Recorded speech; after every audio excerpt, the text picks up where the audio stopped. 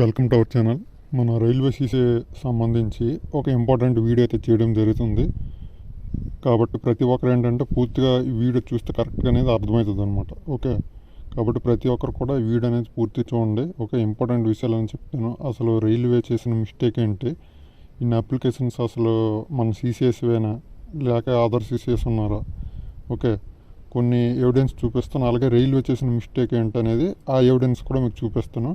Okay, అయితే video చెప్పినట్టుగా మీరు పూర్తిగానే చూస్తే ఏంటంటే కరెక్ట్గానే అర్థమవుతుంది అనమాట. ఓకే, అందుకే ముందు చెప్పడం జరుగుతుంది. అయితే మనము విషయంలోకి వెళ్తే మనకి రీసెంట్గా మనకి అలహాబాద్ వెబ్సైట్ నుండి ఆర్ఆర్బీ అలహాబాద్ వెబ్సైట్ నుండి మనకి ఎంతమంది సీసీఎస్ ఉన్నారు అనే దాన్ని బట్టి మనకు వచ్చినట్టు తెలిసిందే అందరికీ. ఎంతమంది అప్రెంటిస్‌షిప్ అప్లై చేశారు గ్రూప్ డీకి అని. అయితే ఆ గ్రూప్ డీలో మొత్తం మనం అప్లికేషన్స్ వాళ్ళు చూపించింది ఏంటంటే 1,31,420 అనమాట. ఓకే, ఇంతమంది సీసీఎస్ ఉండడం అనేది ప్రతి ఒక్కరికి ఏంటంటే అసలు నమ్మడానికి అసలు కొద్దిగా కూడా వీలుగా లేదనమాట. ఎందుకు ఇంతమంది పెరిగారు, అసలు మనము ఎన్ఎస్డిసి ఇచ్చిన డేటా అన్నిటి ప్రకారం చూస్తే అసలు ఎంతమంది లేరు. అలాగే అసలు 2018, 19లో అసలు అప్పుడు ఎంతమంది అప్లై చేశారు, ఎంతమంది ఉండేవారు అనేది మనం చూసుకున్నట్లయితే దానికి కొన్ని ఎవిడెన్స్ అనేవి ఉన్నాయన్నమాట. అవి ఏంటంటే ఇప్పుడు మనకు చూడండి, ఇది మనకి 2019లో ఉన్న సీసీఎస్ ఆ తేదీన అనమాట. ఇక్కడ చూడండి తేదీ 27/4/2022 అనమాట. ఓకే, ఈ తేదీన అనేది ఈ మనకి ఆర్ఆర్బీ బిఎల్ఆర్టీ అని ఉంది కదా, మీకు స్క్రీన్ మీద కనబడుతుంది కదా, దీన్ని నేను సింపుల్గా ఒక చిన్న టేబుల్లో తయారు చేసి ఉంచడం జరిగింది ఈ డేటాని. ఇది చూడండి. ఓకే, ఇక్కడ చూడండి మొత్తం I want information about centralised employment notice అవన్నీ ఉంది కదా 2018 గ్రూప్ డి. ఓకే, దీని ఏంటంటే వీళ్ళు గట్ట సీసీఏ కూడా 20% కోటా కింద ఎంతమంది 2018 ఓకే ఈ గ్రూప్ డి నోటిఫికేషన్కి అప్లై చేశారో వీళ్ళకి డేటా కావాలని అంటున్నారు అనమాట. అయితే వాళ్ళకి రిప్లై అనేది ఇది ఇవ్వడం జరిగిందనమాట. ఓకే, చూడండి, ఇది మీకు చెప్పినట్టుగా నేను చిన్న టేబుల్లో తయారు చేశాను అనమాట. ఇది నేను ఇంకో వీడియో నుండి తీసుకోవడం జరిగింది. దీని ఒరిజినల్ ఓకే వాళ్ళ ఒరిజినల్ డేటా నుండి నేను తీసుకోవడం జరిగిందనమాట. నేను సింపుల్గా దీన్ని మీకు అర్థం అవ్వాలని మంచి టేబుల్లో తయారు చేయడం జరిగింది. చూడండి, మీకు స్క్రీన్ మీద కనబడుతుంది. ఓకే, ఈ ఆర్టీ నెంబరు డేట్ అనమాట ఇది. ఓకే, చూసుకున్నట్లయితే మనకి ఆర్ఆర్బీ వైజ్గా మనకి ఇన్ని ఆర్ఆర్బీలు ఉన్నాయి కదా, దీంట్లో మనం చూసుకున్నట్లయితే 2018లో సీసీఏఏ అని వాళ్ళు ఇచ్చింది ఏంటంటే సీసీఏ వేరు, రైల్వే సీసీఏ వేరు అన్నట్టుగా వేరువేరుగా ఇచ్చారనమాట. ఓకే, మనకు కూడా ఇప్పుడు కూడా ఆ విధంగానే ఇవ్వడం జరిగింది. ఇందులో సీసీఎస్ వేరు, రైల్వే సీసీఎస్ వేరు. అప్పుడు చూడండి, అంటే సీసీఏ నాన్ రైల్వే వాళ్ళు ఎంతమంది ఉన్నారు చూడండి, 1,71,710 అనమాట. ఓకే, ఇంతమంది టోటల్. అంటే ఇప్పుడు కన్నా ఎన్ని రెట్లు అప్లై చేశారు చూడండి. ఇప్పుడు జస్ట్ 1,30,000 మంది, ఇప్పుడు 1,71,000 మంది. ఓకే, ఫస్ట్ టైం నోటిఫికేషన్ వచ్చినప్పుడు అంతమంది అప్లై చేశారనమాట. మనకి రైల్వే సీసీఏ చూస్తే 18,393 మంది ఉన్నారనమాట. అంటే ఓన్లీ ఇంతమంది మాత్రమే మన సీసీఎస్ అందులో ఉన్నారు.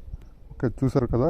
అలాగే మనకి 2019 నోటిఫికేషన్ వచ్చింది కదా, దానికి ఆర్టీ పెడితే దానికి ఎంత రిప్లై వచ్చింది చూడండి, 21,473.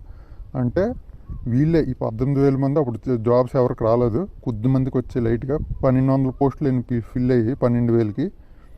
వాళ్ళే మళ్ళీ రివర్స్ వచ్చి అప్పటికి రిజల్ట్ రాలేదు కాబట్టి వాళ్ళకి అర్థం కాక అయిన వాళ్ళు కూడా మళ్ళీ పెట్టుకున్నారు అనమాట 2019 ఫామ్కి. వాళ్ళు వీళ్ళు మొత్తం కలిపి అలాగే మనకి అప్పటికే కొద్దిమంది చేసి ఉంటారు కాబట్టి 1 year గ్యాప్లో వాళ్ళకు 3,500 మంది పెరిగారు. అది మొత్తం 21,473 మంది అనేది ఉండమనేది జరిగిందనమాట. ఇది మీ ఎవిడెన్స్ అనమాట. ఓకే, అయితే అప్పటి వరకు చేసింది మనకి అర్థమవుతుంది ఏంటంటే 21,473. అలాగే మనకి 2019, 20లో అసలు రిక్రూట్మెంట్ జరగలేదు. 21లో కూడా ఓన్లీ 20% అప్రెంటిస్ సెలెక్ట్ అయ్యారు. వాళ్ళు చాలామంది జాయిన్ అవ్వలేదు. అప్పుడు కూడా సరిగ్గా ఏం జరగలేదు. ఓకే, ఆల్రెడీ పెండింగ్లో ఉన్న వాళ్ళకి 2019 సగంలో ఆగిపోయిన వాళ్ళకి నోటిఫికేషన్, అలాగే సగం ట్రైనింగ్ చేసి వెళ్ళిపోయిన వాళ్ళకి మళ్ళీ రివర్స్ అనేది 2021లో కంటిన్యూ చేయడం, 2022లో కంటిన్యూ చేయడం జరిగింది. కొత్తగా అనేది అప్రెంటిస్‌షిప్స్ అనేవి రాలేదు.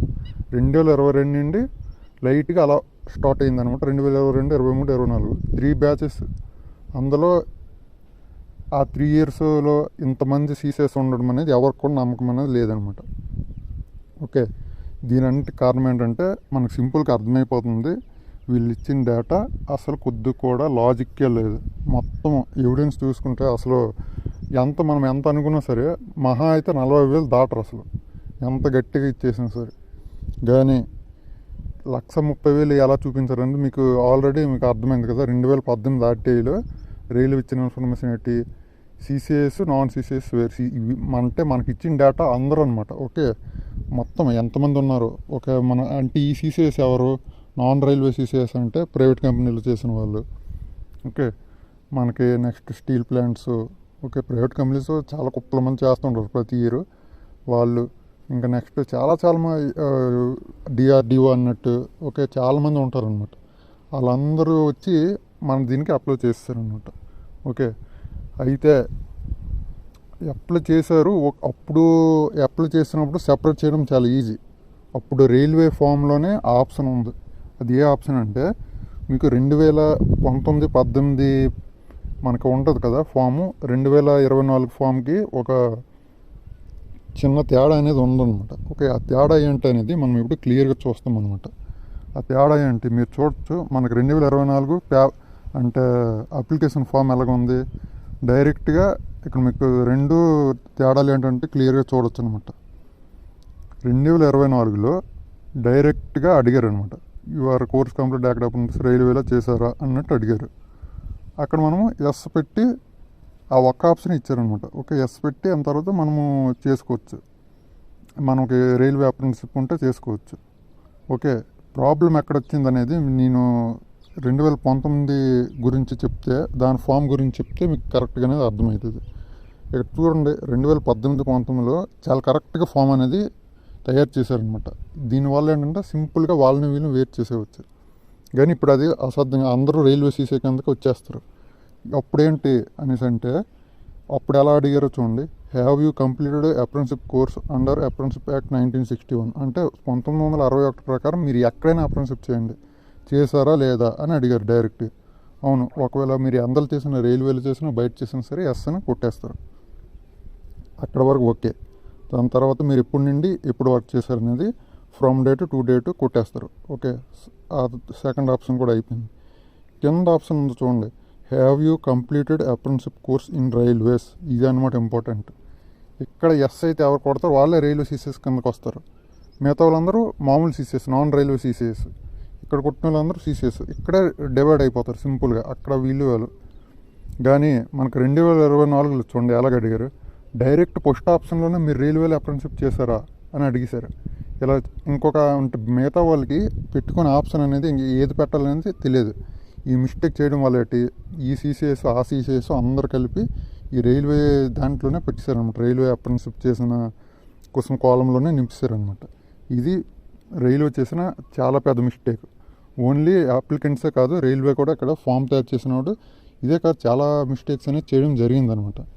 ఓకే, ఎన్ని మిస్టేక్స్ అంటే మనం చూడవచ్చు. అప్లికేషన్ మార్కులు చూపించకపోవడం, ట్రైల్ చూపించకపోవడం, మళ్ళీ దాన్ని చాలాసార్లు అనేక మోడిఫికేషన్ చేయడం, అవన్నీ జరిగిందనమాట. ఓకే, క్లియర్గా అనేది మొత్తము మీ అందరికి అర్థమైందని అనుకుంటున్నాను నేను చెప్పింది. కాబట్టి రైల్వే మిస్టేక్ ఉంది, ఇది కూడా మిస్టేక్ ఉంది. కానీ ఇప్పుడు జరిగిన దాంట్లో కూడా చూస్తే మనకి చాలా నష్టం ఉంటుంది. ఎందుకంటే అందరూ రైల్వే దాంట్లోకి అప్లై చేస్తారు. దీనివల్ల మనకి మెరిట్, ఇప్పుడు సపోజ్కి ఒక స్టీల్ ప్లాంట్లో చేసిన వాళ్ళు ఎవరైనా మెరిట్లో సెలెక్ట్ అయ్యారు అనుకోండి, మన రైల్వే సీసీఎస్ తక్కువ మార్కులు వచ్చినా సరే, అంటే తక్కువ మార్కులు వస్తే మనకన్నా ఎక్కువ మార్కులు వాళ్ళకి వస్తే అనవసరంగా వాళ్ళు సెలెక్ట్ అవుతారు, మళ్ళీ రిజెక్ట్ అవుతారు. మళ్ళీ డాక్యుమెంట్ వెరిఫికేషన్ సెకండ్ లిస్ట్ తీస్తారో తీరా ఇయర్లీ డాక్యుమెంట్స్లో మనకి ఇయర్లీ క్యాలెండర్ బట్టి నడుస్తుంది కదా రిక్రూట్మెంట్. దీనివల్ల మనకి తీస్తారో లేదని అదొక డౌట్. సరే, వీళ్ళంతా అంటే మనకి సంబంధం లేని సీసీఎస్ అందరూ సెలెక్ట్ అయితే మనకు అసలు ఏ విధంగా జరుగుతుంది అనేది మీరే అర్థం చేసుకోవచ్చు. మనం అసలు ఎవరిని కూడా సెలెక్ట్ అవ్వమన్నమాట. చాలా డేంజర్ అనమాట. మన సీసీఎస్కి ఇన్ని రోజులు చేసినంత వేస్ట్, అన్నిటికైనా పెద్ద ప్రాబ్లం ఇది.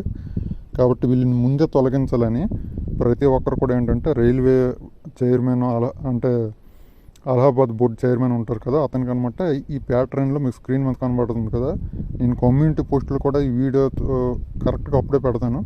అక్కడ మేము కాపీ చేసి అందరూ కూడా మనకి ఇక్కడ ఈమెయిల్ కనిపిస్తుంది కదా, చైర్మన్ అలహాబాదు, అతనికి అంటే ఆ సార్కి పెట్టండి అనమాట. ఓకే, పెడితే ఏంటంటే మన ప్రాబ్లమ్స్ అందరు పెడుతున్నారు.